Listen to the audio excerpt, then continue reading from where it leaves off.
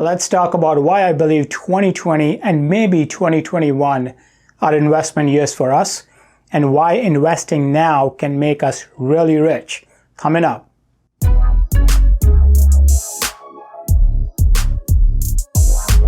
What's happening, everyone? Welcome to Think Finance. My name is Raj, and on this channel I talk about personal finance, investment ideas, money management tips, and all things finance. If you're new to the channel and money gets you going, consider subscribing. In this video, I will discuss the current state of the stock market, how investors are thinking, and the opportunity we have in front of us. I don't know where the bottom is, but I have some really interesting data I want to share with you guys. Here's a chart from S&P 500 as of yesterday. S&P is down 29%, well in the bear market zone. What next from here? I want you guys to look at three levels. 2346 is the lows from December 2018. We have now touched and went below this level and bounced back at least twice. And it looks like we may test this level again today. This seems to be a strong support level. If we have a next leg down, the next level to watch is 2083. This is the low from October 2016. This is quite possible given where we are right now. That would be a 38% drop from the peak. Now, if it gets really extreme, the next level to watch is 1864, low from February 2016. That would be a 44% give back. Okay, keep this chart in mind. Now let's talk about the VIX, Volatility Index. It measures the volatility in the market, basically craziness in the market. Typically, this shoots up when uncertainty creeps in. Yesterday, VIX touched 85. The last time this happened was in 2008, when we were dealing with a financial meltdown. Also, you can see the RSI is above 80, same levels as 2008. These are extreme numbers. The other thing to note from this chart is these levels don't last long. Key takeaway from these two charts: major sell-off in a matter of days, and VIX is at an unsustainable level. Now let's explore what the investors are thinking. CNN has this fear and greed index. This measures what emotion is driving the market, fear or greed. They look at 7 different indicators to build this chart. Link in the description if you need more information.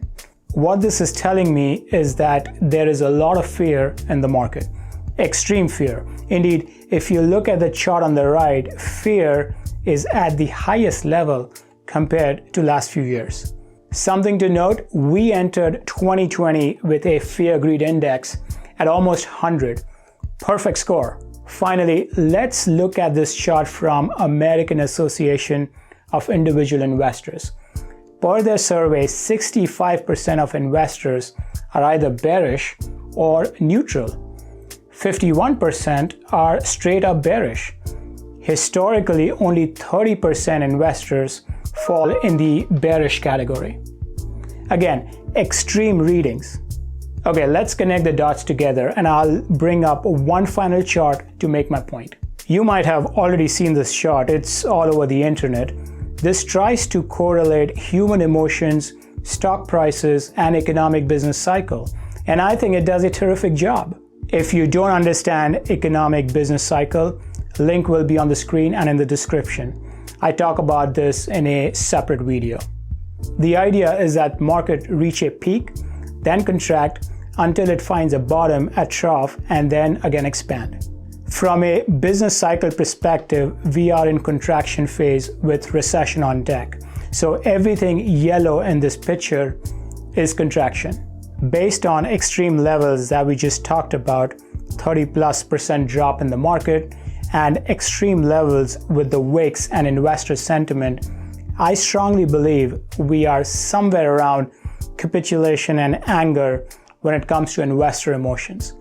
And for next few months, we're gonna be around this zone as we face a recession. What does this mean? This means it's time to buy. I don't know when the market will bottom, but I do know that typically bear market sets you back 39% on an average and last around 15 to 18 months. Also, most of the bad news out there is probably priced in, if not already priced in. News about the pandemic, poor earnings, recession, it's all getting priced in and probably is a reason for the extreme levels. You need to treat next 12 to 15 months as investment months. Don't worry about returns or price appreciation. I strongly believe investing new dollar now will give you the best bang for your buck. Here's what you need to do. Develop an investment plan. By the way, I have a separate video on my plan. Link will be somewhere here. Bring as much cash as you can, but stagger your investing. Weekly, monthly, whatever you're comfortable with, but don't go all in at once. Automate your investing and stick with it. I use M1 Finance and it does great. Link in the description if you want to open a new account. And please don't try to time the market. Stop looking at the market every day. Okay, that's tough.